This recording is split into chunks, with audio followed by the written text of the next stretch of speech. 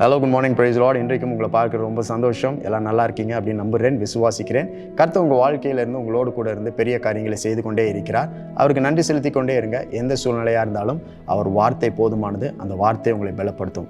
பிலிப்பியர் 4:4 இப்படி படிக்கிறோம். கர்த்தருக்குள் எப்பொழுதும் சந்தோஷமாயிருங்கள் என்று மறுபடியும் சொல்லுகிறேன். இந்த வசனத்தை நிறைய தடவை நம்ம படிச்சிருப்போம், நிறைய நேரங்களில் இதை பயன்படுத்தி இருப்போம்.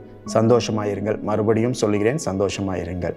நம்முடைய வாழ்க்கையில் பல நேரங்களில் வலி நிறைந்த சூழ்நிலைகள் இருக்கும், வேதனைகள் நிறைந்த, பலவீனம் நிறைந்த சூழ்நிலைகள் நம்முடைய வாழ்க்கையில் நிறையா நேரிடும்.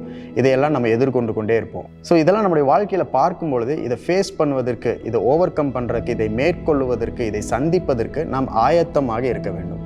அப்போது அந்த ஆயத்தம் என்பது என்ன? மனமகிழ்ச்சி தான் ஆயத்தம். கடினமான காரியங்கள் நம்மளை சுற்றி நடக்கும் பொழுது, இல்லை நம்முடைய வாழ்க்கையில் நடக்கும் பொழுது, அதன் நடுவில் கர்த்தருக்குள் மனமகிழ்ச்சியாக இருக்க முடிவெடுக்கிறது தான் அந்த ஆயத்தம். இன் கிரைஸ்ட், கிறிஸ்துவுக்குள் நாம் எடுக்க வேண்டிய முடிவு என்னன்னா, மனமகிழ்ச்சியாக இருப்பேன். எப்பேற்பட்ட காரியங்கள் என்னை சுற்றி நடந்தாலும், எனக்கு நேரிட்டாலும், யார் என்னை விட்டு போனாலுமே கிறிஸ்து என்னுக்குள்ளே இருக்கிறார், அவர் என்னை விடவில்லை அப்படின்ற அந்த மகிழ்ச்சி என்ற நிலையை நாம் எடுக்க வேண்டும் அப்படின்னு ஆண்டவர் சொல்லுகிறார். தொடர்ந்து இந்த வசனத்தை படிக்கும் பொழுது எல்லாவற்றிலேயும் கர்த்தருக்கு ஸ்தோத்திரம் செய்யுங்கள் அப்படின்னு பவுல் சொல்லுகிறார். அப்படின்னா எல்லாவற்றின் நடுவிலையும், in everything, not after everything, in everything. நம்மை சுற்றி கடினமான சூழ்நிலைகள் இருக்கும் பொழுது, நெருக்கம் இருக்கும் பொழுது, வலி, வேதனைகள், இப்படிலாம் நம்ம காரியங்களை ஃபேஸ் பண்ணும்பொழுது இதன் நடுவில் தான் ஆண்டவருக்கு நன்றி செலுத்தணும். இதன் நடுவில் தான் நாம் மனம் மகிழ்ச்சியாக இருக்க முடிவெடுக்க வேண்டும். பால் urges us to rejoice.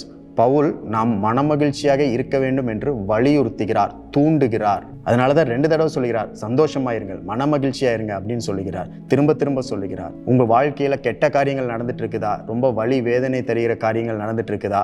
பலவீனங்கள் இருக்கிறதா? தோல்விகள் நீங்கள் பார்க்குறீங்களா? இது எல்லாவற்றுக்காகவும் ஆண்டவருக்கு நன்றி செலுத்துங்க. இதன் நடுவில் சந்தோஷமாயிருங்க, இதன் நடுவில் மகிழ்ச்சியாக இருங்கன்னு சொல்லி பவுல் ஏதோ எங்கேயோ நல்ல ஒரு சௌகரியமான இடத்துல உட்காந்துட்டு சொல்லலை. அவர் சிறைச்சாலையில் இருந்துட்டு இந்த லெட்டரை எழுதுகிறார். அப்போது அவருடைய சூழ்நிலையும் கடினமாக தான் இருக்குது.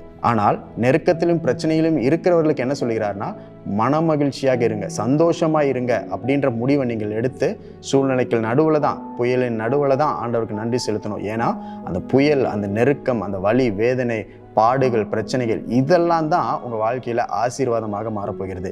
இதன் வழியாகத்தான் தேவனுடைய நன்மைகளை பார்க்க போகிறீங்க அப்படின்னு ஆண்டவர் சொல்லுகிறார். அப்போ இன்னைக்கு நீங்களும் நானும் மனமகிழ்ச்சியாக இருக்க முடிவெடுக்க வேண்டும். அதுதான் தேவன் நம்மளுக்கு கொடுக்குற ஆயத்த நிலை. இப்படி நம்ம ஆயத்தமாக இருக்கும் பொழுது நமக்கு எதிராக எந்த சூழ்நிலை வந்தாலும் நம்மளால் ஃபேஸ் பண்ண முடியும். ஏன்னா ஃபேஸ் பண்ணுறது நம்ம கிடையாது, தேவன் நம்மளுக்குள்ளே இருந்து அவர் பலத்தினால இதை எதிர்கொள்ள, மேற்கொள்ள நம்மளுக்கு உதவி செய்கிறார். இன்றைக்கும் மனமகிழ்ச்சியாக இருக்க முடிவெடுங்கள். நீங்கள் எடுக்கும் இந்த முடிவு மிகவும் நல்ல முடிவு. உங்களை சுற்றி எவ்வளோ கெட்ட காரியங்கள் நடந்தாலும் எல்லாவற்றையும் நன்மைக்கு ஏதுவாக தான் ஆண்டவர் மாற்றப் போகிறார். அதற்காக ஆண்டவருக்கு நன்றி செலுத்தி கொண்டே இருங்க. இன்றைக்கும் மனமகிழ்ச்சியோடு இருந்து கர்த்தரை துதித்து அவர் நாமத்தை உயர்த்துங்கள்.